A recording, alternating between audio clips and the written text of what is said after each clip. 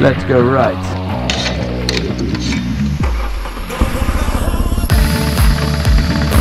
Hey, hello, welcome to today's video. Today I will be talking about winter riding and what you should know for winter riding, what's different compared to normal riding, and I will give you some tips. So for those who don't know, I live in the Netherlands. The winters, they're not super harsh, they're also not really mild. So for example, December and January we usually see temperatures between 5 and 10 degrees depending on how hot or cold it is.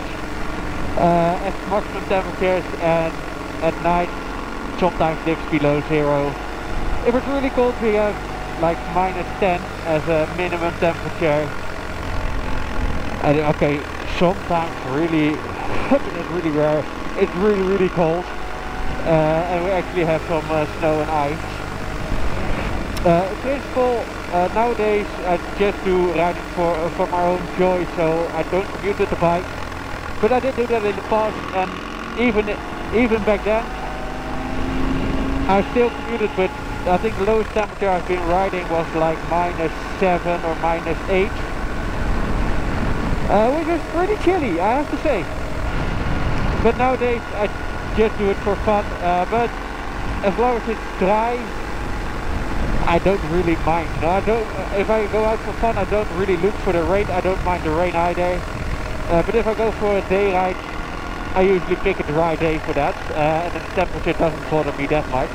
One of the really nice things about winter riding, and one of the reasons I think why you should consider it, it's a lot quieter on the roads. A lot of cyclists, they don't go out with this kind of weather. You do have some people that actually cycle all year round, same as for most bikes. But in general the roads are a lot quieter. There's just some purpose traffic, or traffic that needs to go somewhere, but you don't really have the tourists the tourists going out and looking around or going out for a day trip. It's a lot quieter on the road, so you can enjoy the road also a lot more. In terms of tips, or what's different compared to summer riding or to normal riding? Well, first of all, of course, temperature.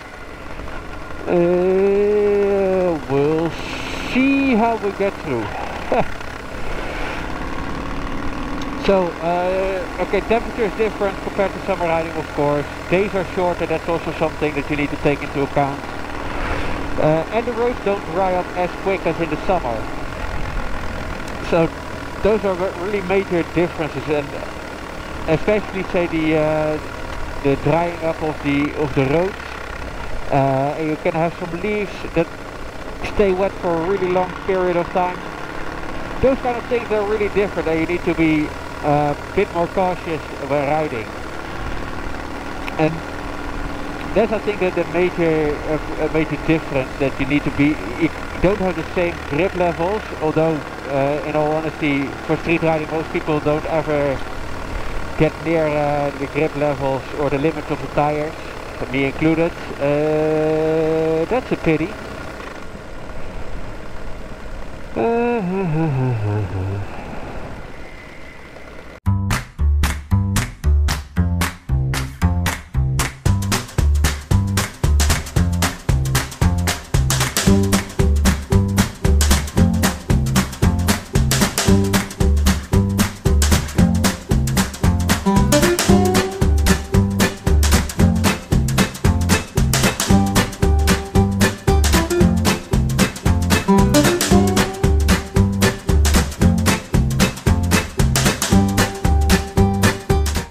So, where was I?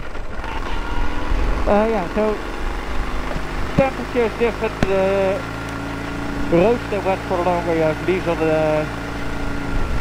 leaves and dirt that stays on the road way longer than in the summertime. So that's definitely different. But in all honesty, we don't ever, or I don't really go near the limit of the tires in the summertime either, so it's not that big of a deal. One of the other things, at least in the Netherlands, that you need to account for as well, They don't have many bikers on the road, so people are not used to seeing bikers on the road at this time of year. So you have to be a bit more careful, and I always ride with a lot of margin. But that's something you need to be more aware of also. Also, days are a lot shorter in winter time in the Netherlands, so you need to take that into account, because the temperature also gets a lot lower when the sun goes down, and that's around 5 o'clock already in the winter time in the Netherlands. Tip number 2, it's a tip or consideration, however you want to call it. It's heated grips or heated gloves. I currently have heated grips. I'm not sure if it's stock, but it came with the bike. On my previous bike I installed heated grips, and that works fine for me. But if you don't have anything yet, it's worth thinking about whether you want to have heated grips versus heated gloves. Or heated grips, it will only heat up the inside of your hand, so your hand palm. And the outside will still be pretty chilly. Now I also have wind guards or hand guards, so it's a bit less of an issue. But heated gloves, they will actually form your complete hand, not just the inside, which is I think pretty nice. Okay. And also, if you're not able to install the heated grips yourself, I don't think there's much price difference between heated gloves and heated grips. Heated grips will run you anywhere, I think, between 50 and 100 euros. And heated gloves will cost you probably 150 to 200 euros. So if you factor in the installation cost, if you can do it yourself, it's more or less the same price. So the heated grip, they have a leg up. If you're caught in a rainstorm in the summer, it's really nice to also warm your hands on and dry out your gloves a little bit on the heated grips. And of course you don't have that option if you have heated gloves. If you ride multiple bikes, heated gloves are probably better. Because then you just have to buy one pair and use it on your bike. That's also nice. For the heated gloves you have, I think, two options. You have the one that has wires that run to your battery, but then you need to install that. Same issue as what you have if you can't install the heated grips. You probably can't do that yourself either. And you have the risk that you run your battery flat if they drop too much current for your bike. And the other option is with some batteries or battery pack. I'm not sure what the runtime of that is, but I think that's a better option if you ask me. But as I mentioned, I don't use any heated gear myself, so I don't have any experience with that. So that's tip number 2. Tip number 3 is, in the winter time you need to plan your route a little bit. And what do I mean by that? Or what do I mean with that? So if you just ride backcountry roads, you don't ride that fast, and also the wind doesn't chill you down that much. So if you do a lot of highway riding, you can compare it in the summer. In the summer it's really nice and cool on the highway if it's hot, because the riding wind cools you down a little bit. Now this winter that works against you, because you cool down a lot more, you get chilly a lot faster. So if you plan a route, try to use backcountry roads a little bit, because you have a lot. You gotta stay a lot warmer for longer. In terms of gear, I wear the same stuff all year round. It's all year suit, which has 3 layers: outer shell, the waterproof liner, and the thermal liner.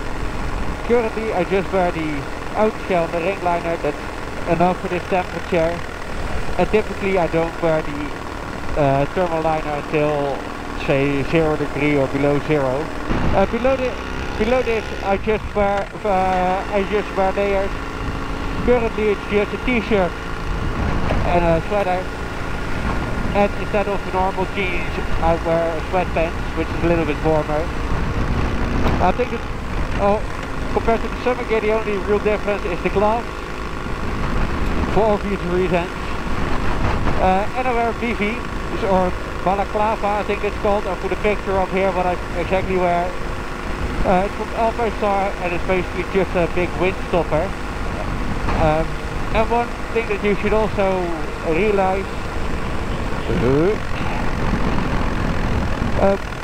it's the fogging of your visor. So what I wear all the time, or what I always have in the visor, is a pin lock visor, and it basically turns it into 2 layers, and then you don't have any issues fogging up if it's sealed correctly. That's sometimes a bit of an issue.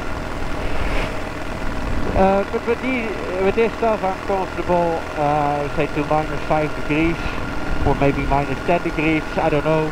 So I think one of the biggest things for winter riding, besides that there's less users on the road, is also that you get more comfortable in different circumstances. So at the end of the day, you will become a better rider because you're used to more circumstances. You put more kilometers or miles under your belt. You keep riding, so you keep practicing your skills. You don't get rusty over the winter period. Okay, of course, the ride is a little bit different, but the gap is not as big as that you wouldn't ride for the complete winter. So I think that's really nice to do. I think it's a really big advantage as well. For the rest, I don't really have anything to talk about anymore. Let me know down below in the comments, are you a winter rider or not? Where do you come from? Is there really, a winter season for the, the area you ride in? Because I can imagine if you live somewhere in Florida or in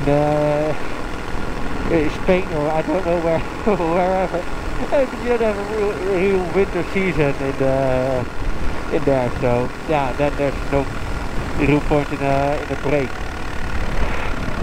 So if you want to know anything or have any questions, let me know down below in the comments, or give me a heads up if you do any winter riding or not. And I will see you the next time. Bye!